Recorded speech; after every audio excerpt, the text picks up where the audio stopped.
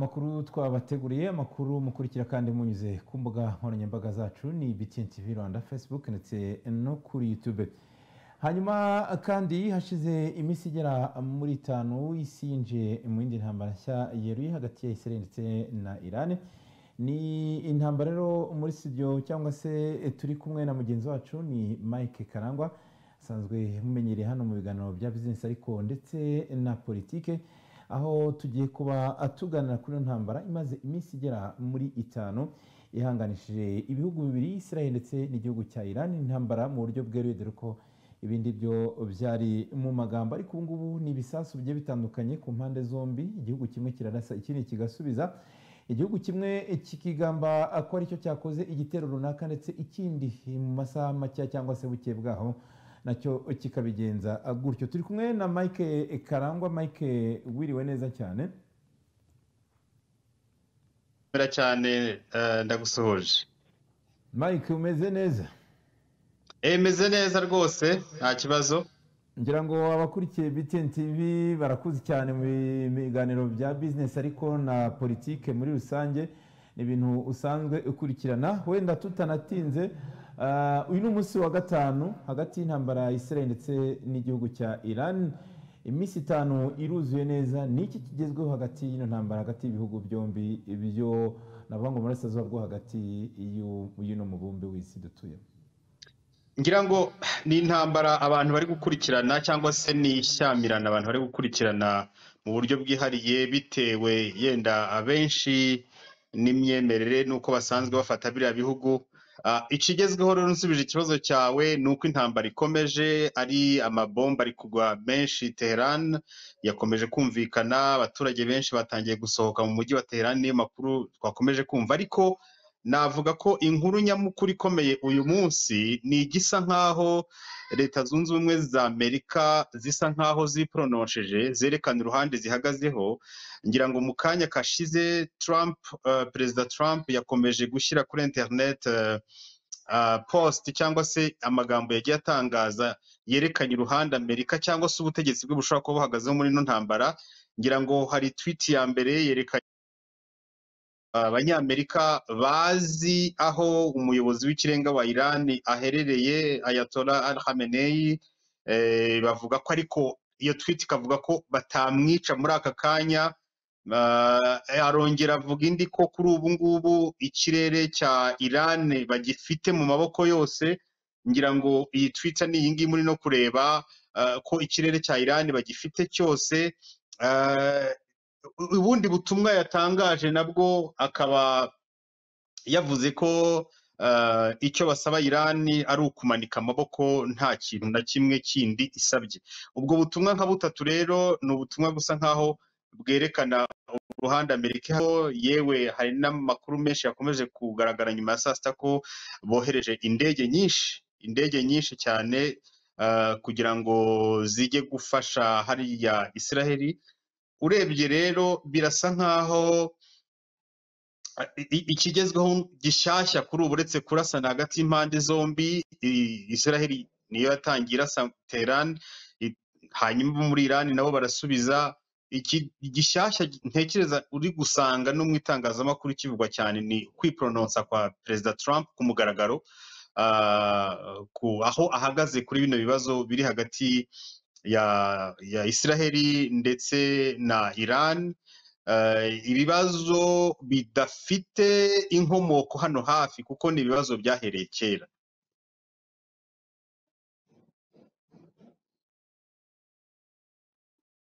Hagati y'ibihugu byombi. Kuri iyo kwiprononsa ku gihugu cya Leta Zunze Ubumwe za Amerika si ubwa mbere, kuko bo basanzwe bakubwira ko kwataka Israel nabo ubumeze nk'ubatatse mu buryo bumwe cyangwa ubundi. Ariko se Iran yo irasigara iri kuri ruhande, irasigara ifite izihe mbaraga ziza kuba zisapotinga niba Amerika yinjiye mu ntambara cyangwa se perezida ari kugaragaza supporting nkingi kuri Israel? Biraza kuba ngombwa ko uruhande rwa Iran narwo rubona abandi baterankunga barujya inyuma. Iby'iyi ntambara birasa nkaho bikirimo urujijo gato ku bijyanye n'ibihugu mpuzamahanga biri gufata uruhande. Urasanga nk'abandi bayobozi benshi ba G7, iriya nama iri kubera muri Canada, bo bavuze ko bifuza ko habaho kwifata ku mpande zombi bakaganira. Uburusiya bwo Perezida Putin we yagaragaje uruhande ariho avuga ko yiteguye kuba umuhuza, ni ikintu cyanatangaje abantu benshi, avuga ko yiteguye kuba umuhuza mu mpande zombi. Kugeza kuri ubu mu kanya nakurikiye ijambo umujyanama wa Trump yavuze wa Putin yavuze, avuga ko kugeza ubu Israel niyo itaragaragaza ubushake bwo kuba yajya muri ubwo bwumvikane bugizwemo uruhare n'Uburusiya. Ibihugu by'i Burayi nabyo ibyinshi nubwo bishyigikira Israel, ariko biravuga ko hadakwiye kubaho ubushyamirane, ko ibihugu byombi bikwiye kwifata bigaha umwanya diplomasi. Kugeza kuri uyu mwanya rero ikintu gikomeye ibyo Trump yatangaje nk'uko wari ubigarutseho, nta kiragaragaza ko abanyamerika bagiye kohereza indege zikarasa, bagiye kohereza on ground bagatangira kurasa, ahubwo hari ikintu gisa nkaho ari intambara iri psychological, nabyita mu kinyarwanda ni nko gusembura umuntu ngo umutinyishe, umutere ubwoba, abashe kumva ibyo umusaba. Kuko buriya Karera unakurikiye iyi ntambara ukuntu yabaye, ushobora no kwibaza ngo kubera iki byabaye uyu munsi, kubera iki iyi ntambara, kubera iki Israel yahisemo kurasa uyu munsi mu gihe haburaga iminsi nk'ibiri itatu gusa kugira ngo abanyamerika bajye kuganira na Iran ku masezerano ya diplomasi bagomba kugirana muri Oman, ndetse mu gihe haburaga iminsi mike gusa ngo cya kigo gishinzwe kugenzura iby'intwaro kirimbuzi gitangaze raporo yabyo. Aho nawe ushobora kwibaza iyo mpamvu, kuko urebye Netanyahu iyi gahunda yo kurasa Iran yari yariteguye kera. Uramutse usomye ni raporo yakoze cyangwa se umushinga yakoze witwa Clean Path, yayikoze kera cyane, Clean Strategies, yerekanaga uburyo bagomba gukora kwigarurira kariya gace, intambara zigenda ziza hirya no hino. Niyo mpamvu intambara nayo ni urukurikirane rw'ibiba muri Syria, muri Libani, Palestina, Sudani, Yemen, ni urukurikirane, ntabwo ari ikintu gishya. Ariko ukibaza ngo kubera iki uyu munsi ubwabyo ushobora kubishakira ahantu henshi, ushobora kubishakira impamvu nyinshi, harimo n'impamvu bwana Israel Netanyahu ubwo yari agiye kujya mu matora, kandi amatora popularite ye iri hasi, agomba gushaka ikintu gituma yongera kuzamura amanota. Yewe ku ruhande ntabwo yari azi icyo negociation cyangwa se umwumvikano wa Amerika na Iran ikizavamo, ibyo byose agashaka kubiburizamo. Kugeza kuri ubu rero urebye isoko y'intambara nk'uko wari ubivuze mu kanya, iyi soko y'intambara iri hagati ya Iran na Israel ni intambara twavuga mu bintu nka bitatu. Icya mbere, Israel yo ifata Iran nk'umwanzi wayo, ni nayo mpamvu iyi ntambara bayita existential war, cyangwa se ni intambara yo kubaho, ni ukwirwanaho kugira ngo babeho. Hanyuma ariko Iran nayo ikavuga ati ntabwo twigeze tubarasa, nubwo batemera, kuko Iran ntabwo yigeze yemera na rimwe buriya ubutegetsi bw'i Yerusalemu. Mbere ya 79 hataraba revolution yo muri Iran byari bisobanutse, hariho ubwumvikane, impande zombi zibana. Ariko nyuma ya revolution yo muri 79 ntabwo bigeze bongera kubana neza biriya bihugu. Rero ni nakwita ko ari icyambere nk'icyo twari tuvuze. Israel ifata Iran nka existential threat, ni umuturanyi mubi nubwo badaturanye direct, ni umuntu, ni igihugu kitabifuriza ibyiza, kitabifuriza kubaho, bakavuga ko bashaka kwirwanaho. Iran nayo ikavuga ko Israel irashaka gukora intambara yo gukontorora kariya karere kose, kariya gace kose n'ibikaberamo, ari nayo mpamvu ikora intambara muri Syria, Lebanon, ukareba mbega kariya gace k'uburasirazuba bwo hagati kose. Iran ikavuga ati murashaka kuba rimwe muhigarurira mukakontorora. Ariko hakaza n'ikindi gikomeye, Israel nayo ubona ko ishaka ko ubutegetsi, Netanyahu ntiyigeze anabihisha, avuga ko ubutegetsi bwo muri Tehran bugomba guhinduka. Mu kanya ejo yakoranye ikiganiro n'umunyamakuru, nahoze ndeba kuri Twitter, Netanyahu yakiri-tweetinze cyangwa se reposting, avuga ko hagomba kubaho impinduka z'ubutegetsi i Tehran byanga bikunda.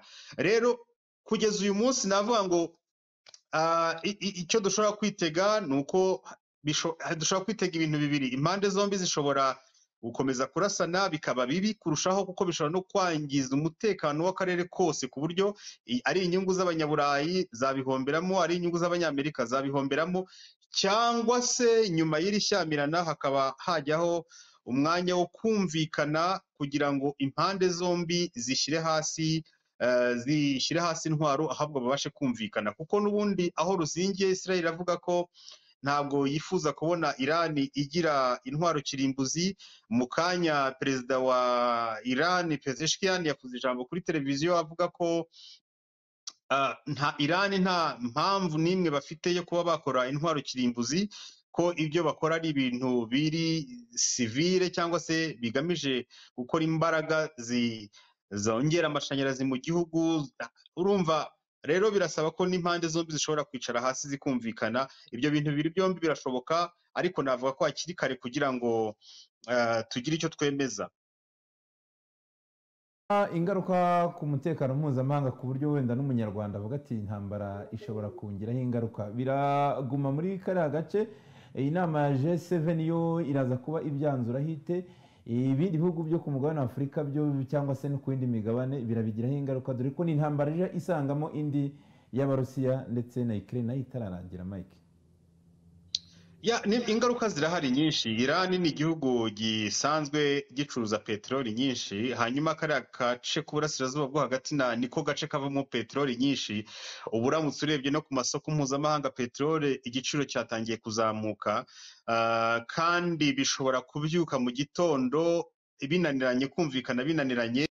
Irani isanzwe ifite za Hezbollah, isanzwe ifite za Hamas, hari indi mitwe myinshi iri muri biriya bice. Hari n'ibihugu bimwe na bimwe bitari pronosa ku mugaragaro ariko bidashyigikira ntambara, kubera ko bizi neza ko bikomeje haraza kuba akaduruvayo muri kariya gace kose, iyo peteroli ihagarare. Ibyo natwe rero bizatugiraho ingaruka byanga byakunda. Ikindi uramutse ureba, hari ibicuruzwa bimwe na bimwe bisanzwe binyura muri uriya muhora wa Hormuz.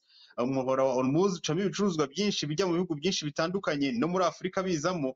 Ibyo natwe byatugiraho ingaruka byanga bikunda. Isoko mpuzamahanga cyane cyane ry'ibikomoka kuri peteroli rirahungabana. Iyi ntambara iramutse ikomeje rizakomeza guhungabana cyane. Yenda ikindi nshobora kuvuga gikomeye ni uko nyine ibihugu byinshi nabyo byo muri Afurika biragoye kugira ngo byipronounce aho bihagaze, byerekana aho bihagaze, cyane cyane ko urabona ari Amerika cyane iri kugaragara. Burayi nubwo butari mu ntambara bwo ngo burohereza abasirikare cyangwa se burashyigikira Israel mu buryo bwa gisirikare, ariko ndatekereza ko ubu iki kibazo gishobora gukemurwa mu buryo bwa diplomasi. Ingaruka zo zizaboneka ku mpande nyinshi. Ingaruka ya mbere ni kuri Irani. Irani ubwayo birasa nkaho ubutegetsi Israel isa nkaho yabaciye imbaraga, kubera ko abasirikare bakuru benshi barashwe.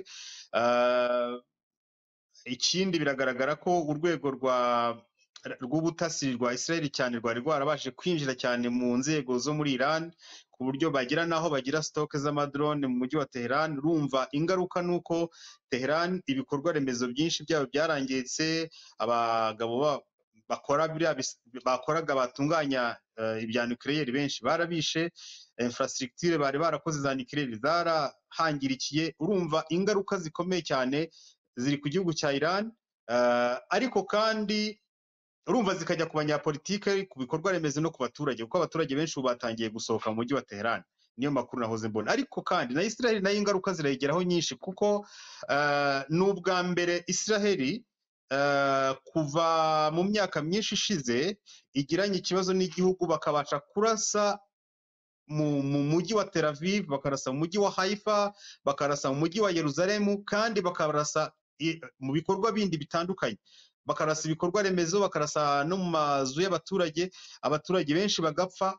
N'ubwa mbere bibaye. Bigaragara ko Iran nayo ifite imbaraga, yenda biriya bihugu bishobora kuba bitari bizi, byashaka gutestinga ngo birebe se, kuko nahoze mbona mu kanya bavuga ko bagiye kohereza bombe nyinshi Israel itarigera ibona mu mateka yayo. Biragaragara ko Israel nayo hari ingaruka nyinshi zishobora kuyibamo. Abaturage barapfa, ibikorwa remezo birangirika. Rero ingaruka zo ntizishobora kubura. Hari ingaruka ziri direct n'ingaruka ziri indirect, nko mu ntambara yose isanzwe iba.